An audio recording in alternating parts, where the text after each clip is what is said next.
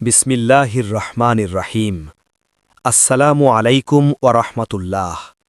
যে ঘরে আল্লাহর রহমত নেমে আসে সেখানে এই পরিবর্তনগুলো দেখা যায়। প্রিয় ভাই বোন বন্ধুগণ, এই দুনিয়ায় প্রতিটি মানুষ শান্তি খোঁজে। কেউ খোঁজে সম্পদে, কেউ ক্ষমতায়, কেউ মানুষের ভালোবাসায়। কিন্তু বাস্তবতা হল, প্রকৃত শান্তি, বরকত ও নিরাপত্তা কেবল সেই ঘরেই থাকে যেখানে আল্লাহর রহমত নেমে আসে। রহমত শুধু অদৃশ্য কোনো ধারণা নয়, বরং এর স্পষ্ট প্রভাব মানুষের আচরণে, সম্পর্কের মধ্যে, ঘরের পরিবেশে ও জীবনের গতিপথে প্রকাশ পায়। অনেক সময় মানুষ বলে, জানি না কেন এই ঘরে ঢুকলেই মনটা শান্ত হয়ে যায়। আবার কেউ বলে, সব অভাব থাকার পরও আমাদের ঘরে একটা অদ্ভুত তৃপ্তি আছে। এগুলো কাকতালীয় নয়, এগুলো রহমতের নিদর্শন। চলুন জেনে নেওয়া যাক, যে ঘরে আল্লাহর রহমত নেমে আসে সেখানে কি কি পরিবর্তন ধীরে ধীরে স্পষ্ট হয়ে ওঠে। ১. ঘরের পরিবেশে অদ্ভুত প্রশান্তি নেমে আসে। রহমতপ্রাপ্ত ঘরের প্রথম ও সবচেয়ে স্পষ্ট পরিবর্তন হল মানসিক প্রশান্তি। ঘরটি হয়তো বড় নয়, আসবাব সাধারণ, আয় সীমিত, তবুও সেখানে বসলে মনে হয় যেন বুকের ভেতরের ভার নেমে যাচ্ছে। এই প্রশান্তির কারণ কি? সেখানে অহেতুক চিৎকার নেই, কথাবার্তায় কটুটা কম, সমস্যার মধ্যেও ধৈর্য আছে, ঝগড়ার পর অনুতাপ আছে। আল্লাহ বলেন, জেনে রাখো, আল্লাহর শ্রবণেই অন্তরসমূহ শান্ত হয়। সূরা রাদ আয়াত ২৮। যে ঘরে আল্লাহকে শ্রবণ করা হয়, নামাজ, দোয়া, জিকির, কোরআন, সেই ঘরেই এই প্রশান্তি নেমে আসে। ২. অল্পে তৃপ্তি ও সন্তুষ্টির মানসিকতা তৈরি হয়। রহমতের ঘরে বসবাসকারীদের একটি বড় বৈশিষ্ট্য হল, তারা অল্পে খুশি হতে জানে। আয় কম হলেও অভিযোগ কম, বিলাস না থাকলেও হিংসা নেই, অন্যের প্রাচুর্য দেখে হৃদয় জ্বলে না, কারণ আল্লাহ তাদের অন্তরে কানাআত বা সন্তুষ্টি দান করেন। এটি এমন এক নেয়ামত যার ফলে মানুষ ধনী হয়, যদিও তার পকেট ফাঁকা। রসূল সাল্লাল্লাহু আলাইহি ওয়াসাল্লাম বলেছেন, প্রকৃত ধনসম্পদ হল অন্তরের ধন। বুখারী ও মুসলিম। ৩. পরিবারের সদস্যদের মধ্যে হৃদ্যতা ও সম্মান বৃদ্ধি পায়। যে ঘরে আল্লাহর রহমত থাকে সেখানে বাবা মায়ের কথা গুরুত্ব পায়, স্বামী স্ত্রীর মধ্যে শ্রদ্ধা থাকে, সন্তানরা ধীরে ধীরে ভদ্রতা শেখে। হয়তো মতের অমিল হয় কিন্তু অপমান হয় না, রাগ হয় কিন্তু সম্পর্ক ভাঙে না, কারণ আল্লাহ সেই ঘরে মাওয়াদ্দা ও রহমা ঢেলে দেন, যার কথা কোরআনে দাম্পত্য জীবনের প্রসঙ্গে এসেছে। ৪. গুনাহের পরিবেশ ধীরে ধীরে অপছন্দনীয় হয়ে ওঠে। এটি খুব সূক্ষ্ম কিন্তু গভীর পরিবর্তন। যে ঘরে আল্লাহর রহমত নামে সেখানে অশ্লীল গান শুনতে ভালো লাগে না, হারাম দৃশ্য দেখলে অস্বস্তি হয়, মিথ্যা কথা বলতে বুক কাঁপে। আগে যে কাজগুলো স্বাভাবিক মনে হতো এখন সেগুলোতে মন সায় দেয় না। এটাই আল্লাহর রহমতের বড় প্রভাব, অন্তরের জাগরণ। ৫. বিপদের মাঝেও অদ্ভুত সাহায্য আসে। রহমতপ্রাপ্ত ঘরে সমস্যা আসে না এমন নয়, কিন্তু সমস্যা এলেও সেখানে দেখা যায় অপ্রত্যাশিত সাহায্য, অসম্ভব জায়গা থেকে সমাধান, শেষ মুহূর্তে রক্ষা। অনেকে বলে, জানি না কিভাবে হলো, কিন্তু হয়ে গেল। আল্লাহ বলেন, যে আল্লাহকে ভয় করে তিনি তার জন্য উত্তরণের পথ তৈরি করে দেন। সূরা তালাক আয়াত ২। ৬. সন্তানদের চরিত্রে ধীরে ধীরে নূর প্রকাশ পায়। যে ঘরে রহমত নামে সেখানে সন্তানরা নিখুঁত হয় না, কিন্তু তাদের অন্তরে থাকে সত্য বলার প্রবণতা, বড়দের সম্মান, অন্যায় করলে অনুতাপ। কারণ শিশুর হৃদয় খুব স্পর্শকতর, রহমতের পরিবেশ তাদের চরিত্র গঠনে নীরবে কাজ করে। ৭. ঘরে দোয়া কবুল হওয়ার অনুভূতি তৈরি হয়। রহমতপ্রাপ্ত ঘরের মানুষ প্রায়ই বলে, এই দোয়াটা কিভাবে কবুল হয়ে গেল, বা আল্লাহ কত দ্রুত সাহায্য করলেন। কারণ আল্লাহ বলেন, আমি বান্দার ধারণার সাথে আছি। হাদিসে কুদসি। যে ঘরে আল্লাহর উপর ভরসা থাকে সেই ঘরে দোয়ার দরজা খোলা থাকে। ৮. পরীক্ষার সময় আল্লাহর উপর ভরসা বেড়ে যায়। রহমতপ্রাপ্ত ঘরের মানুষরা প্রথমে অভিযোগ নয়, দোয়া করে। প্রথমে হতাশা নয়, সবর ধরে। প্রথমে মানুষ নয়, আল্লাহর দিকে তাকায়। এটাই তাওয়াক্কুল। আর তাওয়াক্কুল যেখানে, রহমত সেখানে। ৯. ঘরে ফেরেশতাদের উপস্থিতির প্রভাব অনুভূত হয়। হাদিসে এসেছে, যে ঘরে কোরআন তিলাওয়াত হয়, জিকির হয়, সেখানে ফেরেশতারা উপস্থিত হন। এর প্রভাব কি? মন হালকা লাগে, ভয় কমে, সিদ্ধান্ত নিতে সহজ হয়। এগুলো চোখে দেখা যায় না, কিন্তু হৃদয় অনুভব করে। 10. দুনিয়ার ক্ষতি হলেও আখিরাতের চিন্তা জাগ্রত থাকে। রহমতপ্রাপ্ত ঘরের মানুষ দুনিয়া হারালেও ভেঙে পড়ে না, কারণ তারা জানে আখিরাতই স্থায়ী। এই বোধই মানুষকে স্থির রাখে, লোভ কমায়, পাপ থেকে বাঁচায়। প্রিয় বন্ধু, যে ঘরে আল্লাহর রহমত নেমে আসে সেই ঘর নিখুঁত হয় না, সমস্যা মুক্ত হয় না, কষ্টহীন হয় না, কিন্তু সেই ঘরে থাকে শান্তির ছায়া, সবরের শক্তি, দোয়ার আলো, সম্পর্কের উষ্ণতা, আখেরাতের সচেতনতা। এই রহমত কেন আসে? কারণ সেখানে হয়তো একজন মা নিঃশব্দে তাহাজ্জত পড়ে, একজন বাবা হারাম থেকে বাঁচে, একজন সন্তান আল্লাহকে ভয় করে। আল্লাহ সামান্য আমলকে অনেক বড় করে দেন। আজই সিদ্ধান্ত নিন, আপনার ঘরকে রহমতের ঘর বানাবেন। কারণ রহমত নামলে ঘর বদলায়, মানুষ বদলায়, ভাগ্য বদলায়। যে ঘরে আল্লাহর রহমত নেমে আসে সেখানে এই পরিবর্তনগুলো দেখা যায়। রহমত টিকে থাকার গোপন আলামত ও অন্তরের রূপান্তর। প্রথম পর্বে আমরা দেখেছি, যে ঘরে আল্লাহর রহমত নেমে আসে সেখানে বাহ্যিকভাবে কি পরিবর্তন স্পষ্ট হয়ে ওঠে। কিন্তু রহমত শুধু ঘরের পরিবেশ বদলায় না, রহমত মানুষের অন্তর, চিন্তা ও সিদ্ধান্তের দিকও পাল্টে দেয়। অনেক ঘর আছে যেখানে শুরুতে রহমত আসে কিন্তু পরে তা সরে যায়। আবার কিছু ঘর আছে যেখানে কষ্ট বাড়লেও রহমত আরও গভীর হয়। এই পার্থক্যের কারণ কি? চলুন সেই সূক্ষ্ম কিন্তু শক্তিশালী পরিবর্তনগুলো বুঝে নিই। 11. অহংকার ভেঙে গিয়ে বিনয় জন্ম নেয়। যে ঘরে আল্লাহর রহমত থাকে সেখানে মানুষ ধীরে ধীরে বুঝে যায়, আমি যা কিছু পেয়েছি সবই আল্লাহর দান। ফলে দেখা যায় নিজের প্রশংসা কমে, অন্যকে ছোট করা বন্ধ হয়, ভুল হলে ক্ষমা চাইতে কষ্ট লাগে না। অহংকার এমন এক আগুন যা রহমতকে পুড়িয়ে দেয়, আর বিনয় এমন এক গুণ যার উপর আল্লাহ নিজেই রহমত বর্ষণ করেন। রাসূল সাল্লাল্লাহু আলাইহি ওয়াসাল্লাম বলেছেন, যে ব্যক্তি আল্লাহর জন্য বিনয়ী হয় আল্লাহ তাকে উচ্চ মর্যাদা দান করেন। 12. গোপন ইবাদতের প্রতি আকর্ষণ তৈরি হয়।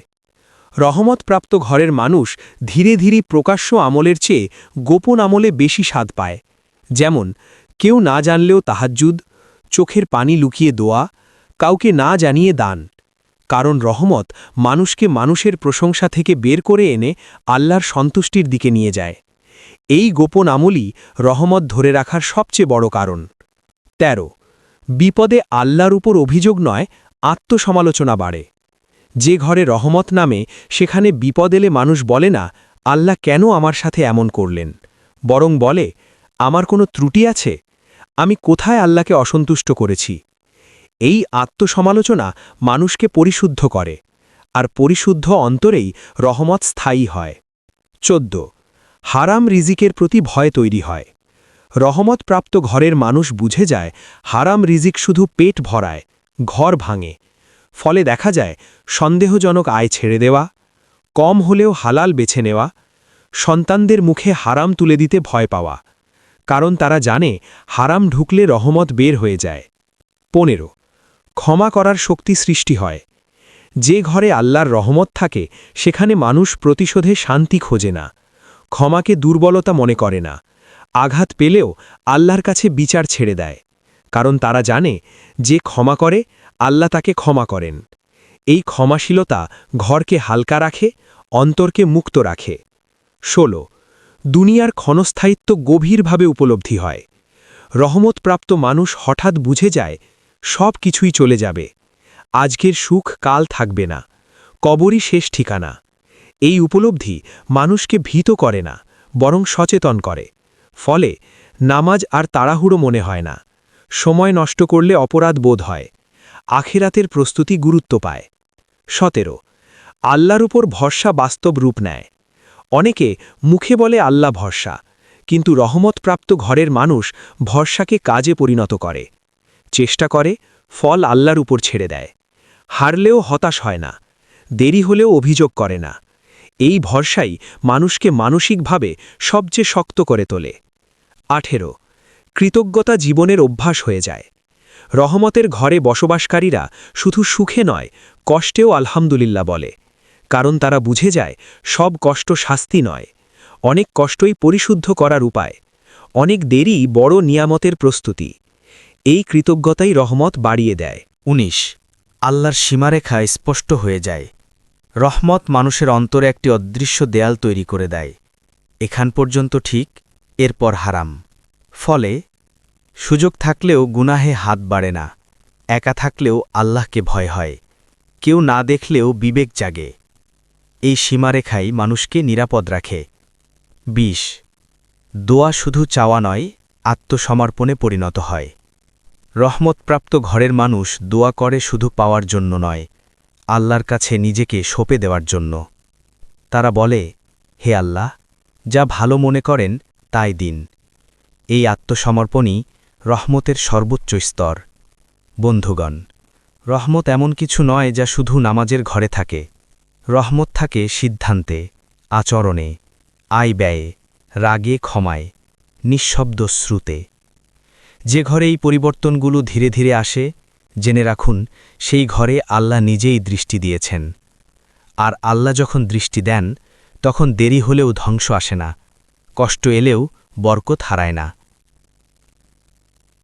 যে ঘরে আল্লাহর রহমত নেমে আসে সেখানে এই পরিবর্তনগুলো দেখা যায় কেন রহমত সরে যায় আর কিভাবে তা আবার ফিরিয়ে আনা যায় অনেক ঘর আছে যেখানে একসময় প্রশান্তি ছিল বরকত ছিল আল্লাহর সাহায্য ছিল কিন্তু ধীরে ধীরে সবকিছু যেন শুকিয়ে গেছে হঠাৎ ঝগড়া বেড়ে গেছে দোয়া কবুল হয় না মনে হয় চেষ্টা করেও অগ্রগতি আসে না প্রশ্ন জাগে আল্লাহ কি আমাদের ছেড়ে দিয়েছেন না আল্লাহ কাউকে ছেড়ে দেন না বরং মানুষই অজান্তে এমন কিছু করে যার ফলে রহমত সরে যায় এই পর্বে আমরা জানব কোন কারণে ঘর থেকে রহমত উঠে যায় কিভাবে সেই রহমত আবার ফিরিয়ে আনা যায় রহমত ধরে রাখার স্থায়ী অভ্যাসগুলো কি প্রথম অংশ যে কারণগুলোতে ঘর থেকে রহমত সরে যায় 21 গুনাহকে হালকা করে দেখা যখন মানুষ বলতে শুরু করে এটা তো ছোট গুনাহ সবাই তো করে নিয়ত তো খারাপ না তখনই রহমত বিপদে পড়ে কারণ ছোট গুনাহ একত্র হলে পাহাড় হয়ে যায় আর গুনাহকে তুচ্ছ করা সবচেয়ে বড় বিপদ 22 ঘরে হারাম দৃশ্য ও অশ্লীলতা প্রবেশ করা আজ অনেক ঘরে অশ্লীল কন্টেন্ট হারাম দৃশ্য নোংরা ভাষা এসবকে স্বাভাবিক বানিয়ে ফেলা হয়েছে অথচ হাদিসে এসেছে যে ঘরে অশ্লীলতা ঢোকে সেখান থেকে ফেরেশতারা দূরে সরে যান ফেরেশতা না থাকলে রহমত থাকে না দ্বিতীয় অংশ কিভাবে ঘরে রহমত আবার ফিরিয়ে আনা যায় ২৬ ঘরে আবার কোরআনের আওয়াজ ফিরিয়ে আনুন রহমত ফিরিয়ে আনার সবচেয়ে সহজ ও শক্তিশালী উপায় কোরআন তিলাওয়াত প্রতিদিন কিছু আয়াত হলেও বোঝা না গেলেও নিয়মিত হলে এই আওয়াজে ফেরেশতারা ফিরে আসেন ২৭ একসাথে অন্তত এক ওয়াক্ত নামাজ পড়ার চেষ্টা পরিবার একসাথে নামাজ পড়লে শয়তান দুর্বল হয় হৃদয় কাছাকাছি আসে রহমত দ্রুত নামে হয়তো সবাই পারবে না কিন্তু চেষ্টা থাকলেই আল্লাহ খুশি হন ২৮ ঘর থেকে প্রকাশ্য হারাম সরিয়ে ফেলুন রহমত ফেরাতে চাইলে অশ্লীল কন্টেন্ট বন্ধ করুন হারাম বিনোদন বাদ দিন ভাষা ও আচরণ শুদ্ধ করুন মনে রাখবেন আল্লাহ পবিত্র তিনি পবিত্র জায়গায় ভালোবাসেন ২৯ নিয়মিত ইস্তিগফার ও তওবা চালু করুন যে ঘরে ইস্তিগফার আছে সেখানে শাস্তি স্থায়ী হয় না প্রতিদিন বলুন আস্তাগফিরুল্লাহ এটি শুধু মুখের কথা নয় এটি রহমত ডাকার দরজা ৩০ ঘরের জন্য দোয়া করার অভ্যেস গড়ে তুলুন শুধু নিজের জন্য নয় ঘরের জন্য দোয়া করুন সন্তানদের জন্য দাম্পত্য জীবনের জন্য রিজিকের জন্য হেদায়েতের জন্য এই দোয়াগুলোই ঘরকে আল্লাহ নজরে আনে তৃতীয় অংশ রহমত ধরে রাখার স্থায়ী অভ্যেস ৩১ কৃতজ্ঞতার চর্চা প্রতিদিন বলুন আলহামদুলিল্লাহ আমরা একসাথে আছি কৃতজ্ঞতা রহমত টিকিয়ে রাখে ৩২ ক্ষমা ও ছাড় দেওয়ার মানসিকতা ঘরে যদি সবাই নিজের অধিকার নিয়েই ব্যস্ত থাকে রহমত টেকে না। ছাড় দিতে শিখুন, আল্লাহ আপনাকে আরও দেবেন। ৩৩ আল্লাহকে ভয় করা, মানুষকে নয়। রহমতপ্রাপ্ত ঘরে মানুষ ভাবে আল্লাহ কি বলবেন, মানুষ কি বলবে তা দ্বিতীয়। এই চিন্তাই মানুষকে নিরাপদ রাখে। মনে রাখবেন, যে ঘরে আল্লাহর রহমত নেমে আসে সেই ঘর নিখুঁত নয় কিন্তু নিরাপদ। সেই ঘরে কষ্ট আসে কিন্তু ধ্বংস আসে না। সেই ঘরে দেরি হয় কিন্তু অস্বীকার হয় না। যদি আজ আপনার ঘরে শান্তি কম মনে হয়, হতাশ হবেন না। একটি তওবা, একটি নামাজ, একটি কোরআনের আয়াত পুরো ঘরের ভাগ্য বদলে দিতে পারে। আল্লাহ আজও অপেক্ষা করছেন, আপনি শুধু ফিরে আসুন। হে আল্লাহ, আমাদের প্রতিটি হালাল কাজকে ইবাদত বানিয়ে দাও। আমাদের নিয়ত বিশুদ্ধ করো, আমাদের হৃদয়কে পরিশুদ্ধ করে দাও, আমাদের কাজের মাঝে বরকত দাও এবং এমন অবস্থায় মৃত্যু দাও যখন তুমি আমাদের ওপর সন্তুষ্ট থাকো। আমিন ইয়া রাব্বাল আলামিন। এই পর্যন্ত ভিডিওটি দেখার জন্য আপনাকে অসংখ্য ধন্যবাদ।